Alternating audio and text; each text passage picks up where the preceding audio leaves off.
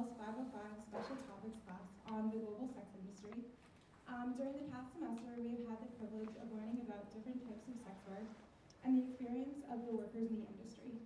Based on our experience, we have been able to critically think about the potential impact on people from a variety of backgrounds. Today, we're lucky to have 6 amazing people who have had a variety of experiences around the topic of sex work. These experiences vary from as far as California and as close as Durham. We hope that tonight's event sheds new light on the sex industry and provides you with a new insight around the topic. So I'd finally like to introduce our guest speakers. We have Jared Ringer, Emma Caterin, we have Kitty Stryker, Isabella Boyer, Kelsey Scott, and Jordan Rondanoni. Sorry.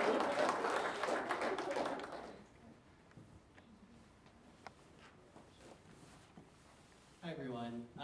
So my name is Jared Ringer. My preferred gender pronouns are he, his, and him, and I am the coordinator of the hate violence and sexual violence programs at the New York City Anti-Violence Project, which is an organization in New York City that's over 30 years old, and we work to address issues and to end and prevent violence against lesbian, gay, bisexual, transgender, queer, and HIV-affected folks, including sex workers. I'm also a board member of the Providers and Resources Offering Services to Sex Workers Network, otherwise known as the PROS Network. We love our acronyms, which is a coalition of local New York City-based sex worker advocacy and activist organizations in New York City. And I'm really excited to be here. It's been an amazing day, so thanks everyone who's involved in organizing today. Hi everyone. My name is Emma Caterin. I work with Red Umbrella Project. We're a New York City-based sex worker advocacy group. We primarily do media advocacy and legislative advocacy, and we also teach how to do both of those things, both to sex worker groups and to just social justice groups in general. Before I pass on the microphone, I just want to preface, I guess, my participation in this by saying that Raven Dixon and Naria are 2 very important people to me. They're both trans people who are imprisoned right now, and I think that as long as trans people remain criminalized in this country, I must always put that at the forefront of anything that I participate in. So, until they are free.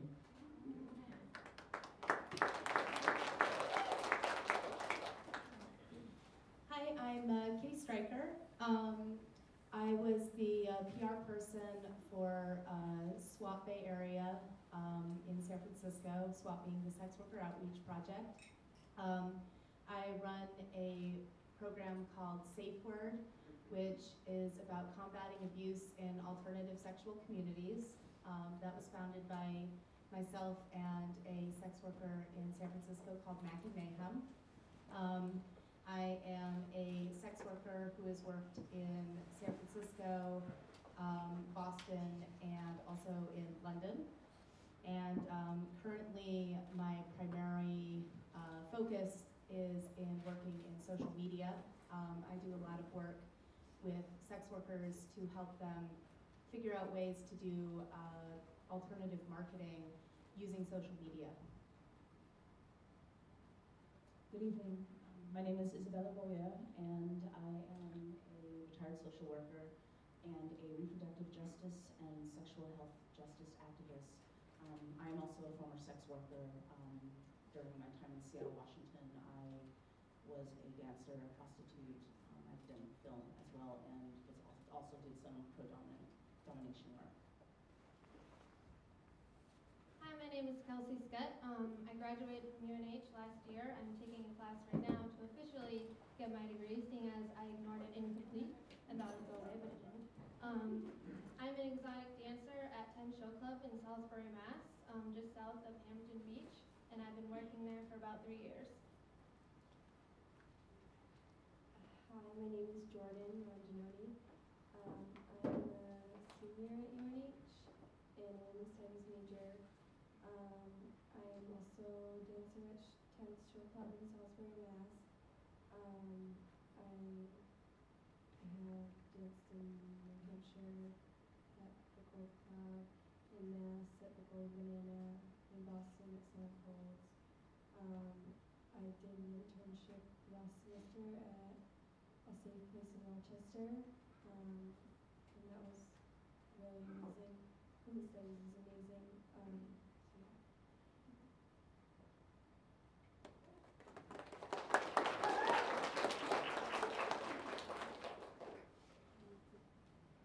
So in our class, because I'm in the global studies,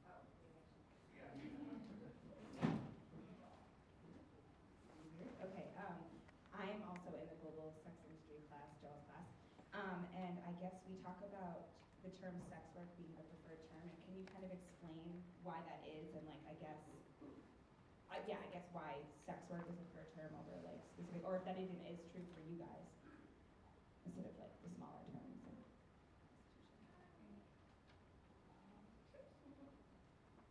I'm sorry, your question was whether, how we were defining Yeah, sex how work, or or why basically,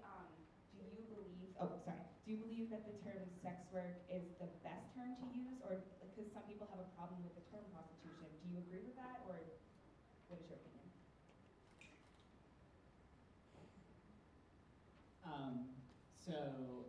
I'm still probably relatively new to sex worker advocacy in general, and I really like the term both sex work and sex workers over terms like prostitution and prostitutes. But at the same time, I think we need to definitely have a lot of patience with people, seeing as these are both terms that are relatively new to a lot of us, and they're especially terms that are relatively new to a lot of sex workers. And nothing feels more alienating than a non-sex worker telling you, oh, that's not how you should refer to yourself.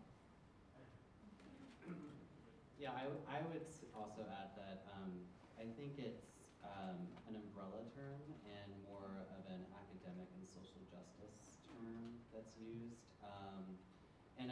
But with that said, I do think that it's an attempt for both sex workers who are involved in advocacy work and allies to be inclusive of various communities that are engaging in the sex trade. So, and one thing that we work really hard to do is to have folks self-identify in whatever way they feel most comfortable self-identifying. So if someone who is part of the sex worker community in some way is using language or terminology that you may think is offensive, like if someone refers to themselves as a hooker or prostitute, that's their preferred way of referring to themselves, and we really work hard to make sure that folks are respectful of how people are referring to themselves and how they self-identify. I tend to refer to myself as a sex worker because I do so many different types of sex work that it makes the most sense. I do professional domination, I do pornography, I've been a prostitute, I've done cam work, I've done all different kinds of things. So it's sort of the easiest way to sum up in one word all of the different types of sex work that I do. And I also appreciate the immediacy of framing it in the way that it does, that it's work, that it's a type of work. However, one of the other members of SWAP that I work with prefers the term prostitute very much because the term prostitute is such a stigmatized term that she wants to destigmatize it by using it as a form of activism. Especially because a lot of the marginalized population that we work with are specifically targeted because they're prostitutes. So by using that term herself, she seeks to change the way that we see what prostitution is and what it looks like. So I think that that's also a valid reason to use different terms. I identify with some of the terms around prostitution more than others. I have used the word whore to refer to myself. However, the term call girl doesn't feel like me at all. It feels very dated. So when other people refer to me as that, get very confused and wonder if they're still in the 60s. So, I mean, I think that when I use the term sex worker, it is a little more vague, and that's actually sometimes very helpful for sex worker activism as well, because it's so vague and it covers legal sex work as well as illegal sex work. So for example, if I'm doing media and I say that I'm a sex worker publicly, it doesn't say what kind of sex work I'm doing. It doesn't say whether I'm doing illegal sex work or legal sex work. And that might actually help me stay safe. And that's often why people use that term.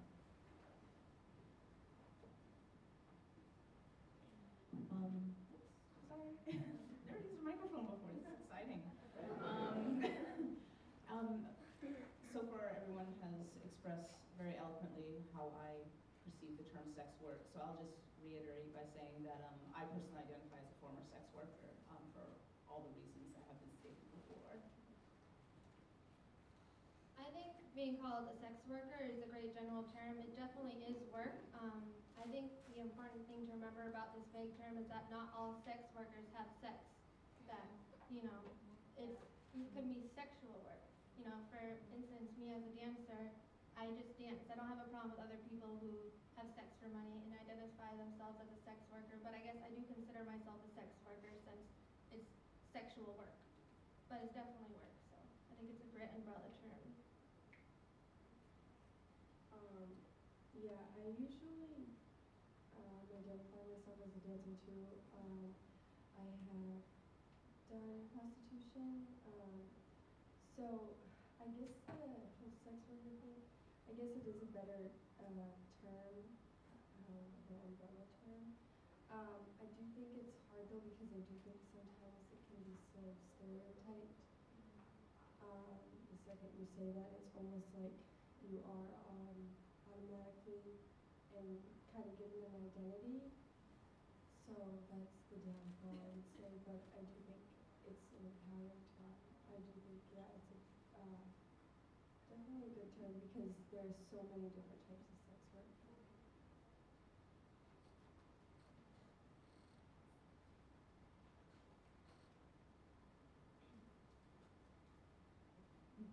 Question. Hold on one second.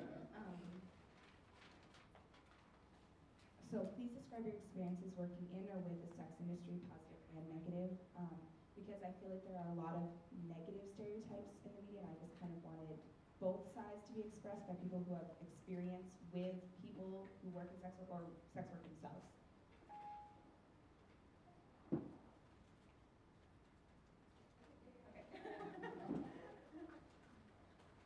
Okay, I guess I'll begin with the positives.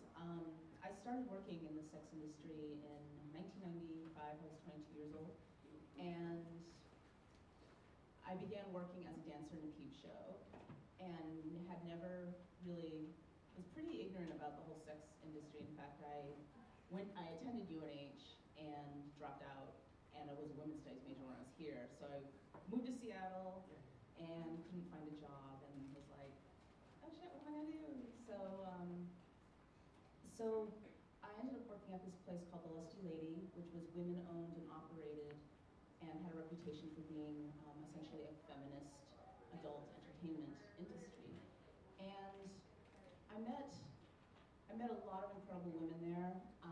It was really an empowering time for me to explore my own sexuality, being a young woman coming of age, to be around women who were members of various subcultures, whether it was like punk or goth or GLBT.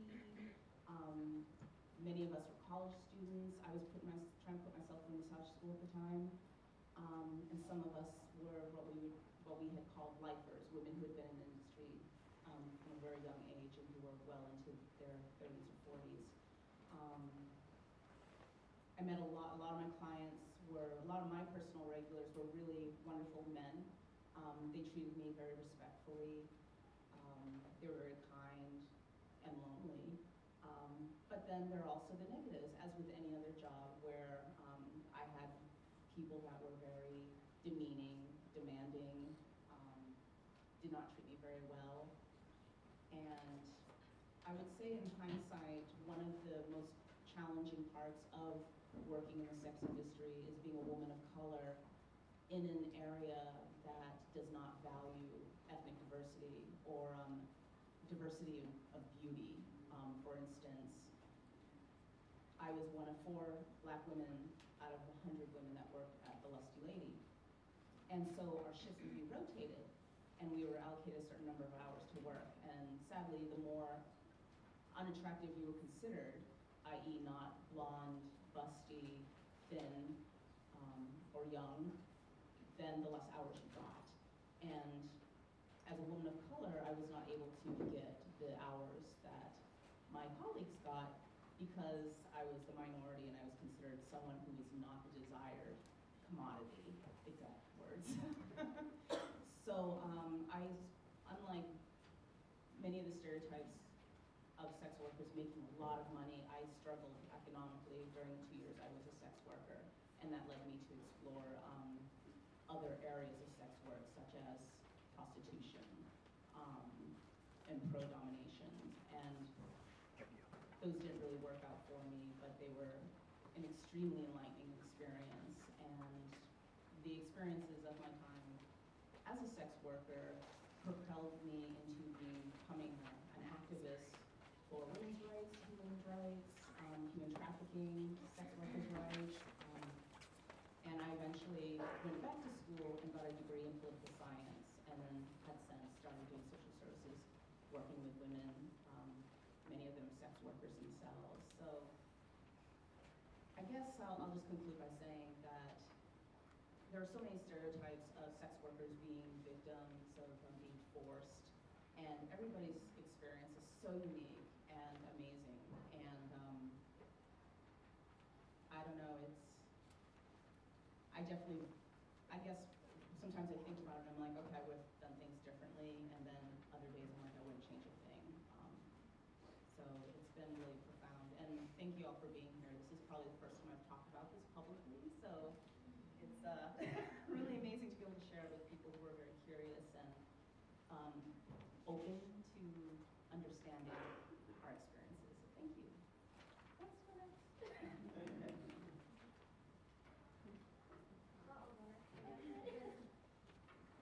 Oh, where to start? There's so much. So, as I told you, I started dancing about 3 years ago.